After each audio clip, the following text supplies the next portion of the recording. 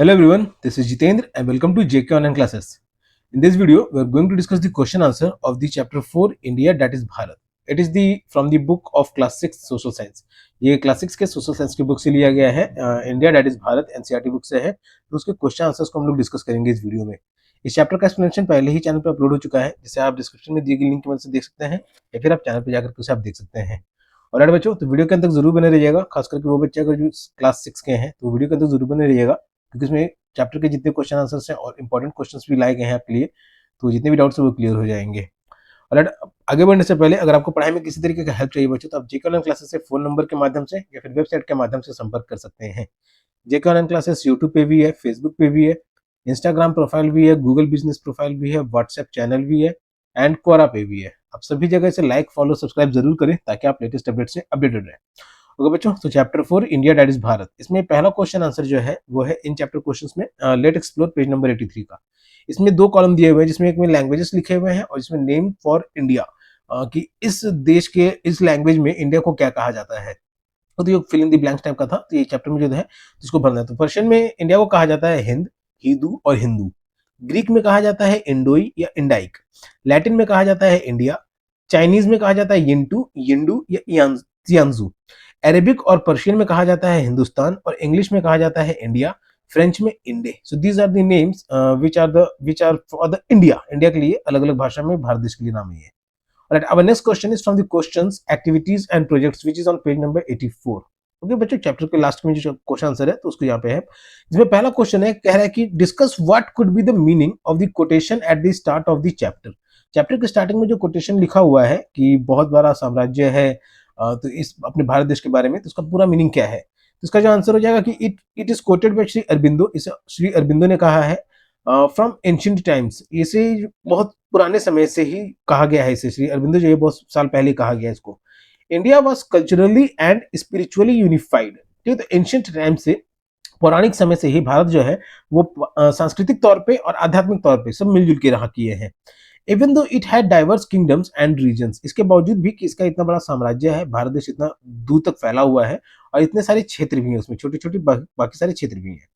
This unity was fostered by common religious believes. ये जो एकता बनी हुई है, ये एक दूसरे की धार्मिक मान्यताओं, विचार, सोच पे बनी हुई है। ट्रेडिशंस, और वहां जो परंपराएं चलती आई हैं उनसे। एंड फिलोसफीज, और वहां के लोगों की जो तर्क रहा किया है, तो उन सबको मामलों को लेकर के।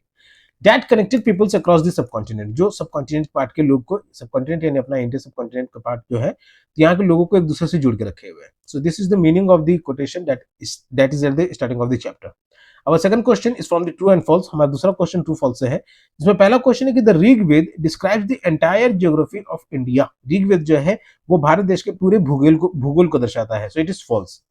Our second question is the Vishnu Purana describes the entire subcontinent. Vishnu Purana में हमें पूरा का पूरा सब कॉन्टिनेंट जो भारत देश है वो पूरे, उसके बारे में पूरी जानकारी मिलती है, तो it is true. Our third true false is in Ashoka's time Jambudvipa included what is today's India. Ashoka के समय में जम्बू द्वीप जिसे कहा गया है वो आज का भारत है, और पार्ट्स ऑफ अफगानिस्तान, उसमें अफगानिस्तान का भी हिस्सा है, बांग्लादेश एंड पाकिस्तान, तो ये सारे हिस्से उस जम्बू द्वीप में मेंशन किया गया है अशोका के द्वारा कहे गए किताब में, इंस्क्रिप्शंस में, so it is true. Next is the Mahabharata list many regions. Mahabharata में बहुत सारे जगहों के नाम दिए हुए हैं, इंक्लूडिंग कश्मीर, कच्छ एंड केरला, जिसमें कश्मीर, कच्छ और केरला भी कुछ नेम है, तो it is true. Our fifth true false is कि the term Hindustan first appeared in Greek inscription। ये जो हिंदुस्तान शब्द है सबसे पहले हमें ग्रीक इंस्क्रिप्शन में देखने को मिला था, जो कि 2000 साल पहले के आसपास है, so it is false. Okay, जो हिंदुस्तान टर्म है ये हमें सबसे पहले पर्शियन इंस्क्रिप्शन में देखने को मिलता है, जो 2000 साल पहले लगभग। Right, further in ancient Persian the word Hindu refers to the Hindu religion. और एंशिएंट पर्शियन में जो हिंदू वर्ड कहा गया है, तो क्या वो हिंदू धर्म के बारे में कहा गया है, तो इट इज फॉल्स। वो सिंधु नदी, इंडस नदी जो है, तो उसके आधार पर कहा गया, ज्योग्राफिकल फीचर्स के आधार पर कहा गया है। अब next question is Bharata is a name given to India by foreign travellers. Bharat वो नाम है जो बाहर से सैलानी के रूप में आते थे, तो उन्होंने भारत नाम रखा, सो इट इज फॉल्स, कि भारता वो नाम है जो हमें विष्णु पुराण में देखने को मिलता है। Alright, so it was the second question, true and false. Our third question is, if you were born some 2000 years ago, अगर आप 2000 साल पहले जन्म लिए होते and had the chance to name our country, और अगर आपको मौका मिलता अपने देश का नाम रखने का, व्हाट नेम्स और names might you have chosen and why, आप क्या नाम चूज किए होते, क्या नाम रखे होते अपने भारत देश का और ऐसा क्यों। तो अपनी इमेजिनेशन को यूज करके आप अपनी तरफ से भी आंसर लिख सकते हैं बच्चों उसको। नहीं तो यहाँ पे कुछ नाम है जो इंडिया के लिए यूज किया जाता रहा है, जैसे Aryavarta, land of the noble people, okay, कि अच्छे लोगों की भूमि। नेक्स्ट इसके Sindhu Pradesh, land of the Sindhu, Indus नदी का भूमि, Sindhu Pradesh. Next is Saraswati Desh, okay, Saraswati Desh, land of Saraswati river and scholars, Saraswati नदी और वहां के जो विद्वान रहे हैं तो उनकी भूमि। So this is the third question, जो कुछ नाम हो सकते हैं अपने भारत देश के 2000 साल पहले के समय में। और नेक्स्ट की अब fourth question, why did people travel to India from various parts of the world in ancient times, पुराने समय में अलग अलग भागों से लोग जो है वो भारत देश में क्यों आते थे, ट्रैवल करते थे, मतलब क्यों आते थे। What could be their motivations, उनका उद्देश्य क्या हो सकता था। In undertaking such long journeys, उनका उद्देश्य क्या हो सकता था कि वो इतनी लंबी दूरी तय करके पहुंचते थे भारत में। और तो इसका जो कुछ आंसर है बच्चों कि ट्रेड, पहला उद्देश्य तो हो सकता था कि ट्रेड, व्यापार के मतलब से, कि India was famous for spices, textiles and James, Bharat देश जो है अपना वो स्पाइसेस मसालों के लिए, टेक्सटाइल्स यानी कपड़ा उद्योग के लिए, और जेम्स यानी कीमती पत्थरों के लिए, ओके, अपने भारत देश को सोने की चिड़िया भी कहा जाता था। तो इस तरीके की चीजों के लिए जो व्यापार करने के लिए बाहर देश के लोग आया करते थे अपने देश में। नेक्स्ट रिलीजन, धर्म के खातिर, Buddhist and Hindu pilgrims such as Xuanzang came to study in India, ठीक है, बुद्धिस्ट और हिंदू धर्म के तीर्थयात्री थे, पिलग्रिम्स यानी तीर्थयात्री जो थे, जैसे ज़ुआंगज़ांग, ये ज़ुआंगज़ांग बच्चे इसको ह्यूआनसांग थे पहले, ठीक है, ह्यूआनसांग ये पहले नाम था, अभी के समय में इसका प्रोनाउंसिएशन ज़ुआंगज़ांग और स्पेलिंग भी चेंज है। तो ये धर्म के प्रचार के लिए उसको पढ़ने के लिए भी आते थे, तो व्यापार धर्म। नेक्स्ट एजुकेशन, फॉर्मल एजुकेशन भी उसके लिए भी, like scholars visited great centres like Nalanda and Takshashila, okay, Nalanda और तक्षशिला जैसे जगह थे अपने भारत देश में, तो वहां पे बहुत सारे ज्ञानी विद्वान लोग आया करते थे पढ़ने के लिए। नेक्स्ट पॉलिटिकल एक्सपेंशन, कुछ लोग आते थे अपना राजनीतिक विस्तार करने के लिए। Invaders and conquerors like the Persians and Greeks, okay, invaders यानी जो आक्रमण कर दिया करते थे दूसरी जगहों पे, और शासन करने वाले, ठीक है, यहाँ पे मान लो कि किसी ने आक्रमण किया और वहां पे किसी को अपने सेना में से किसी को वहां पे नियुक्त कर दिया, क्या से तुम यहाँ पे शासन करोगे। तो वो जो थे जैसे पर्शियंस और ग्रीस खास करके, तो वो अपने साम्राज्य फैलाने के लिए सिंधु नदी पार करके भारत देश में आने का कोशिश कर रहे थे, तो सो पॉलिटिकल एक्सपेंशन। अब फिफ्थ पॉइंट है कि एडवेंचर एंड एक्सप्लोरेशन, ठीक है, रोमांच के लिए और एक्सप्लोरेशन जानकारी विस्तार के लिए। तो travellers and explorers came to document Indian culture and geography, तो जो यात्री आया करते थे और घूमने वाले आया करते थे, तो वो लोग भारत देश की संस्कृति और भूगोल को जो है उसको रिकॉर्ड करने के लिए भी आते थे। तो क्यों आते थे, तो ये हो गया trade, religion, education, political expansion and adventure and exploration. Alright, so these were the four questions from the chapter of the book. Next extra questions, कुछ एक्स्ट्रा क्वेश्चंस है बच्चों यहाँ पे, जिसमें first short answer based question है 20 to 30 words के बीच में, जिसमें फर्स्ट क्वेश्चन है कि what was the ancient name of the Indian subcontinent used in the Rigveda में इंडियन सबकॉन्टिनेंट के लिए जो पौराणिक नाम इस्तेमाल किया गया है वो कौन सा है। तो इसका जो आंसर हो जाएगा ऋग्वेद, कॉल्ड इट सप्त सिंधवा। ऋग्वेद में भारत देश के लिए सप्त सिंधवा शब्द का इस्तेमाल किया गया है, meaning the land of seven reverse, जिसका मतलब होता है कि वो भूमि जहां से 7 नदी गुजर रही है, referring to the region around the Indus river, और ये उन 7 नदियों की बात कर रही है जो इंडस नदी के आसपास की नदी है। Next, which term did emperor Ashok use for India in his inscriptions, Ashok ने एम्पेरर जो शासक अशोक था तो उसने भारत देश के लिए अपने इंस्क्रिप्शंस में किस शब्द का इस्तेमाल किया। तो इसका जो आंसर हो जाएगा, Ashoka referred to India as Jambudvipa, Ashoka ने भारत देश के लिए जम्बूद्वीप शब्द का इस्तेमाल किया, meaning island of the jamun tree, इसका मतलब है कि जामुन देश का आइलैंड, इंडिकेटिंग द इंटायर सब कॉन्टिनेंट, और ये island of the jamun tree, Bharat देश का आकार भी उस तरीके का है और भारत देश में जामुन भी उगते हैं, तो उसने जो अपने इंस्क्रिप्शन में मेंशन किया जम्बूद्वीप भारत देश के लिए। फर्दर अब third question, how did the name Hindu originate, Hindu शब्द जो है वो कहां से आया। तो the Persians modified Sindhu Indus river to Hindu, referring to the land beyond the Indus, तो पर्शियंस जो थे उन्होंने सिंधु नदी को जो है उसे हिंदू कहा, जिसे नदी के पार की भूमि कहा जाने लग गया। सो अब fourth question, what name did the Greeks give to India, Greeks ने इसको भारत देश के लिए इसका क्या नाम रखा। तो इसका जो आंसर हो जाएगा, द ग्रीक्स कॉल्ड इंडिया इंडोई और इंडाइक, ग्रीक्स ने भारत देश को इंडोई या इंडाइक कहा, derive from the Persian term Hindu, okay, ये पर्शियन टर्म हिंदू से लिया गया था। और बच्चों अब fifth question is which ancient text first mentioned Bharatvarsh, किस पौराणिक का टेक्स्ट में, किताब में, पुस्तक में हमें भारतवर्ष शब्द जो है वो देखने को मिलता है, पढ़ने को मिलता है। इसका जो आंसर है, the Mahabharata was one of the earliest text to mention Bharatvarsha, हमें सबसे पहले भारतवर्ष शब्द जो है वो महाभारत की किताब में मिलता है, meaning the land of the Bharatas, जिसका भारतास जिसका मतलब होगा कि भारत की भूमि। अब sixth question is which Purana describes India as Bharat, कौन सा ऐसा पुराण है जिसमें भारत का मेंशन किया गया है? तो इसका जो आंसर हो जाएगा कि Vishnu Purana. Okay, Vishnu Purana describe India as Bharat, defining it as the land between the Himalayas and the ocean. Vishnu Purana में भारत भूमि को हिमालय और महासागर के बीच की जमीन कहा गया है। Our seventh question, why did foreign travelers visit India in ancient times? पुराने समय में भी जो विदेशी यात्री वो लोग क्यों आया करते थे? So they came for trade, religion, व्यापार के लिए, धर्म के लिए, एजुकेशन, शिक्षा के लिए, पॉलिटिकल एक्सपेंशन, अपना साम्राज्य फैलाने के लिए, एंड एक्सप्लोरेशन, एडवेंचर एक्सप्लोरेशन के लिए। Making India a hub of civilisation, तो बाहर देश से भी जो लोग आए उन्होंने भी अपने सभ्यता, कल्चरल ट्रेडिशन के बारे में जब यहाँ पे बताया तो उनकी भी जानकारी हमें मिलती गई, तो सभ्यता के बारे में और ज्यादा विकास हुआ अपने भारत देश में। तो भारत देश के ट्रेवलर्स जो आते थे इंडिया, क्यों? तो trade, religion, education, political expansion and exploration के लिए। और बच्चों, अब eighth question is what was the meaning of Tianzhu in Chinese text? Tianzhu का मीनिंग चाइनीज टेक्स्ट में क्या होता है? तो बच्चों, इसका जो आंसर है कि Tianzhu was a Chinese term for India. Tianzhu जो है भारत देश के लिए इस्तेमाल होने वाला एक चाइनीज शब्द था, sometimes interpreted as heavenly master, जिसका मतलब भी होता था हेवनली मास्टर भी, यानी स्वर्ग के देवता। Showing respect for Indian culture and Buddhism, जो ये भारत देश की जो संस्कृति थी और बुद्धिज्म के बारे में भी, क्योंकि चाइनीज अधिकतर बुद्धिज्म है, तो वो बुद्धिज्म के लिए और भारत देश की संस्कृति के लिए जो है वो आदर के रूप में उसे टियांजू कहते थे कि स्वर्ग के देवता।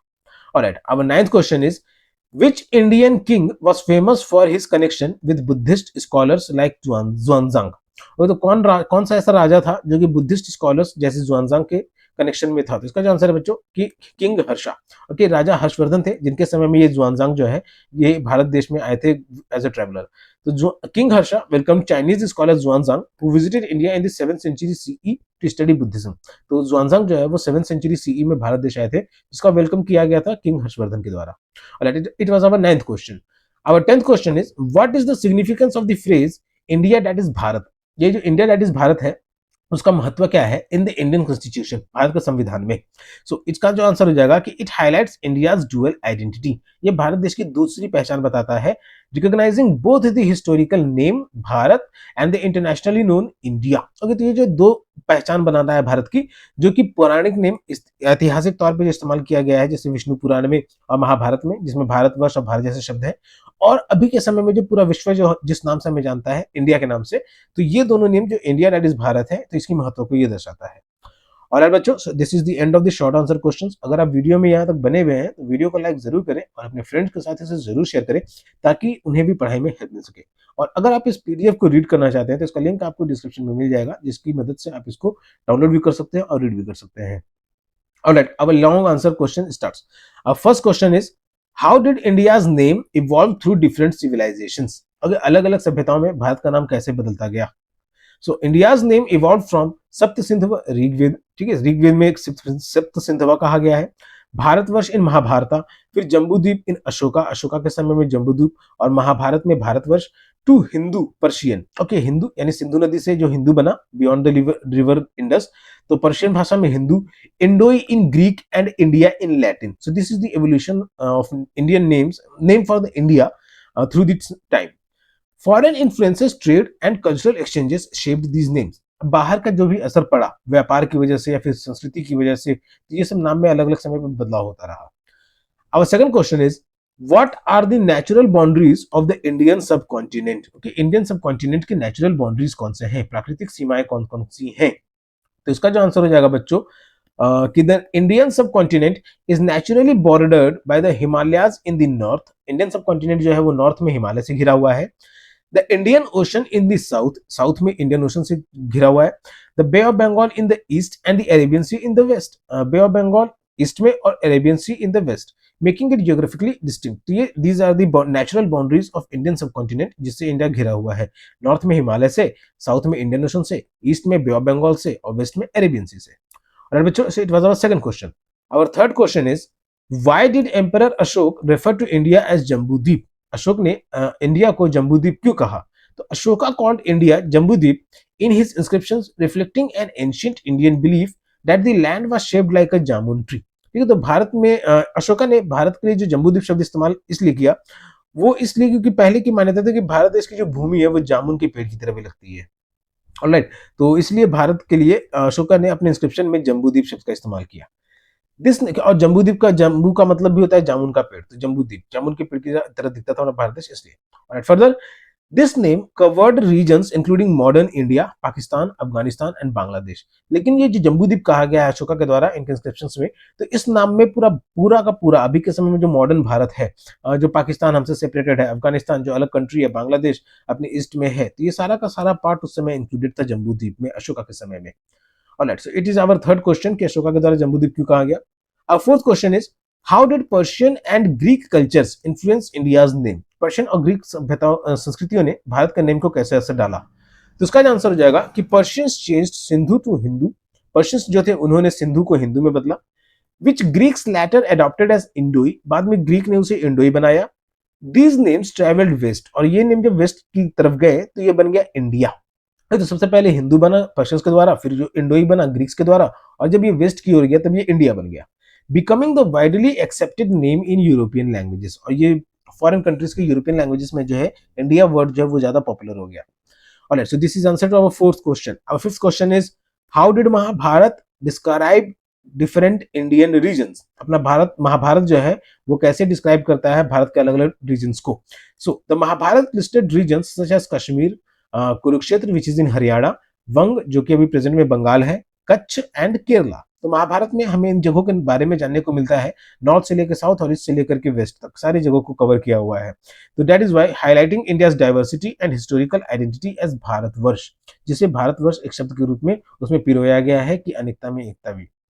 Alright, so this is our fifth question कि महाभारत में इंडियन रीजन्स को कैसे कंबाइन किया गया है।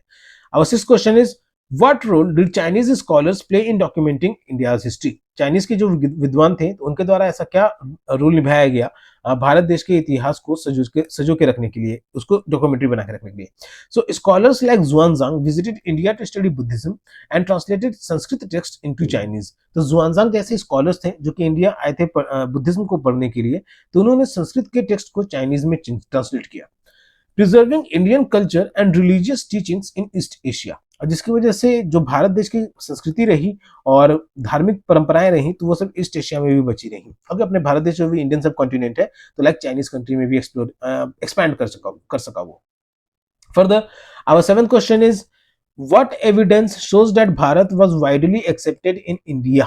ओके, तो ये क्या ऐसा कौन सा प्रूफ मिलता है कि भारत जो है वो पुराने समय में वाइडली एक्सेप्टेड था, अपने भारत वर्ड जो है वो पुराने समय में वाइडली एक्सेप्टेड था।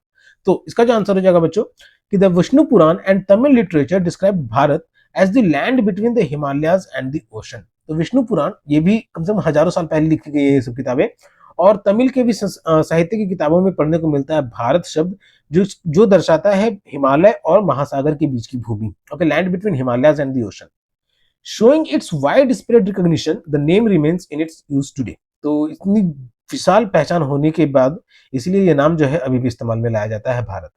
Alright, so it is answer to our seventh question. Our eighth question is why did travellers undertake long journeys to India in ancient times. ठीक है, पहले के जो यात्री हुआ करते थे वो लोग क्यों इतने दूरी तय करके आया करते थे भारत देश में पुराने समय में। सो इंडियाज वेल्थ, भारत देश की भूमि, सोने की चिड़िया कहा जाता था। ट्रेड रूट्स, ये व्यापार करने का रास्ता विभिन्न विभिन्न देश की, ठीक है, वेस्ट के जो कंट्रीज थे तो उनके लिए भी ईस्ट में आने के लिए रास्ता। रिलीजियस सेंटर्स, धार्मिक केंद्र भी बने हुए थे यहाँ पे, बुद्धिज्म, जैनिज्म, क्रिश्चियनिटी के भी कई धर्म के भी यहाँ पे रिलीजियस सेंटर्स अपने भारत देश में। And educational institutions like Nalanda, और पढ़ने के संस्थान जैसे नालंदा, तो अट्रैक्टेड ट्रेडर्स। तो ट्रेड रूट्स जो है उन्होंने ट्रेडर्स को अट्रैक्ट किया। एजुकेशनल इंस्टीट्यूशंस उन्होंने स्कॉलर्स को अट्रैक्ट किया, और रिलीजियस सेंटर्स तो वो पिलग्रिम्स को अट्रैक्ट करते थे। And rulers from Persia, China, Greece and the Arab world. So these were the travellers, rulers, they were mostly coming to India to invade, okay, लूटने के लिए आया करते थे और कंकर करने के लिए, तो उसमें प्रशासन करने के लिए। Alright, so our eighth question, it was our eighth question. Our ninth question is why did the term Hindustan originate? How did the term, ठीक है, ये जो हिंदुस्तान शब्द हम लोग जो बोलते हैं अभी पढ़ते हैं लिखते हैं तो ये कहाँ से आया? How is it different from Bharat, और ये भारत से अलग कैसे है? तो इसका जो आंसर हो जाएगा बच्चों कि Hindustan first appeared in a Persian inscription. ये जो हिंदुस्तान वर्ड है सबसे पहले एक पर्शियन इंस्क्रिप्शन में मिला था 1800 ईयर्स अगो, जो कि लगभग 1800 साल पहले पुराना था। Referring to India's northern region, जो कि नॉर्दर्न रीजन को के लिए सिर्फ रेफर करता था। While Bharat is an indigenous name, भाई हिंदुस्तान जो है ये मोस्टली नॉर्दर्न रीजन को रेफर करता था, वही भारत जो है ये इंडिजिनस नेम है, क्योंकि इसका साक्ष्य हमें महाभारत में भी मिलता है सॉरी विष्णु पुराण और तमिल लिटरेचर में मिलता है। वह हिंदुस्तान जो ये क्या पर्शियन ट्रांसक्रिप्ट में, पर्शियन इंस्क्रिप्शन यानी पर्शियन भाषा में मिलता है। और भारत जो ये इंडिजीनियस था, तो from Hindu inscriptures covering the entire subcontinent, जिसमें पूरी भारत देश का उल्लेख किया जाता है। Alright, our 10th question is how does the Indian constitution recognize the country's historical identity. Bharat देश के संविधान ने अपने देश की ऐतिहासिक पहचान को कैसे सम्मान दिया, रिकॉग्नाइज, उसको पहचान दिया और ज्यादा पहचान दिया। तो इसका जो आंसर हो जाएगा कि the constitution of India begins with the phrase India that is Bharat. हमारा देश का जो संविधान है वो इसी शब्द से स्टार्ट होता है, India that is Bharat, acknowledging both the historical cultural identity Bharat, जिसमें भारत शब्द की पहचान ये है कि वो एक ऐतिहासिक सांस्कृतिक तौर पे मान्य क्या कहेंगे वो महत्व रखता है, and the modern political identity as one nation. और इंडिया जो है अभी के समय में, जो मॉडर्न के समय में जो वेस्टर्न कंट्रीज भी, यूरोपियन कंट्रीज जो हम इंडिया बुलाते हैं, तो इसमें भी ये सिग्निफिकेंस महत्व रखता है। और बच्चों, सो this is the end of the long answer question. और बच्चों, अगर वीडियो में आप यहाँ तक बने हुए हैं तो वीडियो को लाइक जरूर करें और जरूर शेयर भी कर दें। So here are few general knowledge questions based on this chapter. Our first question is, which ancient text first mentioned the name सप्त सिंधु for India? किस ancient text में, किस पौराणिक किताब में हमें सप्त सिंधु नाम पढ़ने को मिलता है भारत के लिए? तो इसका आंसर हो जाएगा कि द ऋग्वेद। हमें सप्त सिंधु शब्द जो है वो ऋग्वेद में पढ़ने को मिलता है। Our second question is, what name did Emperor Ashok use to refer to Indian subcontinent? Ashok ने इंडियन भारत देश के लिए कौन सा नेम रेफर किया? तो वो दैट इज जम्बूद्वीप। अशोक के द्वारा जो भारत देश के लिए नाम रखा गया वो Jambudvipa. Our third question is, which epic uses the term Bharatvarsh for India? कौन सी महागाथा गाथा है जो कि भारतवर्ष, भारत के लिए भारतवर्ष शब्द जो है जिसको देखने को मिलता है? तो इसका जो आंसर हो जाएगा द महाभारत। महाभारत किताब में हमें महाभारत शब्द जो है वो हमें देखने को मिलता है। और फोर्थ क्वेश्चन है, which Purana defines India as the land between Himalayas and the ocean? किस पुराण में भारत देश को एक वो भूमि कही गई है जो हिमालय और महासागर के बीच में है? तो इसका आंसर हो जाएगा विष्णु पुराण में। Fifth question is, What term did the Persians use to refer to India? Persians के लिए इंडिया देश के लिए कौन सा शब्द इस्तेमाल किया गया? तो हिंद, हिंदू और Hindu. Alright, sixth question is, which Chinese term for India meant heavenly master? Bharat देश के लिए जो चाइनीज टर्म है जिसका मतलब हेवनली मास्टर होता है, स्वर्ग का देवता, तो वो कौन सा टर्म है? तो सियांजू। ओके, टियांजू या सियांजू। और seventh question is, who was the Chinese traveller that visited India in the 7th century BCE? वो चाइनीज ट्रैवलर कौन था जो कि भारत देश के सैर पे आया 7th century BCE में? इसका आंसर हो जाएगा जुआनजांग। ओके, इनका पहला नाम था हुआनसांग, लेकिन अभी के समय में इनको बोला जाता है जुआनजांग। अब eighth question is, what phrase does the Indian constitution use to define the nation's identity? Bharat देश के, भारत राष्ट्र की पहचान के लिए भारत के संविधान में कौन सा शब्द, कौन सा वाक्य का इस्तेमाल किया गया है? तो इसका जो आंसर हो जाएगा बच्चों, India that is Bharat. Okay, India that is Bharat. India modern time का नेम और भारत हिस्टोरिकल और कल्चरल आइडेंटिटी दर्शाता है। अब नाइन्थ क्वेश्चन इज, दर्शाता है। ऑलराइट, अब ninth question is, which Persian term letter became the common name for India among invaders? कौन सा पर्शियन टर्म जो है वो बहुत ही कॉमन नेम बन गया भारत देश के लिए जो भी आक्रमण करने आते थे? So that is Hindustan. Okay बच्चों, so it was our ninth question. Our 10th question is, which famous Tamil literature describes India's geography mentioning Cape Kumari and the Great Northern Mountains? सो है पीडीएफ नहीं होगा ये बच्चों। ये कौन से तमिल लिटरेचर में हमें केप कुमारी, अभी के समय में जो कन्याकुमारी है, तो उसके बारे में जानने को मिलता है, और नॉर्दर्न माउंटेन्स के बारे में? तो it is a 2000-year-old Tamil poem. ये तमिल का एक 2000 साल पुराना कोई पोएम है, तो उसमें हमें ये इंडिया की ज्योग्राफी में, जिसमें केप कुमारी यानी कन्याकुमारी अभी के समय में, और हिमालय, नॉर्दर्न माउंटेन्स यानी हिमालय के बारे में जानकारी को मिलता है। It is not specifically mentioned in the chapter. Alright बच्चों, so this is the end of the question answer discussion of the fifth chapter, that is India that is Bharat. अगर आपको पढ़ाई में किसी तरीके का हेल्प चाहिए तो आप जेके ऑनलाइन क्लासेस से फोन नंबर के माध्यम से या फिर वेबसाइट के माध्यम से संपर्क कर सकते हैं। जेके ऑनलाइन क्लासेस यूट्यूब पे भी है, फेसबुक पे भी है, इंस्टाग्राम प्रोफाइल भी है, गूगल बिजनेस प्रोफाइल भी है, व्हाट्सएप चैनल भी है, एंड क्वोरा पे भी है। आप सभी जगह से लाइक, फॉलो, सब्सक्राइब जरूर करें ताकि आप लेटेस्ट अपडेट से अपडेटेड रहें। तब तक के लिए keep subscribing, keep supporting, keep loving and keep learning. Thank you.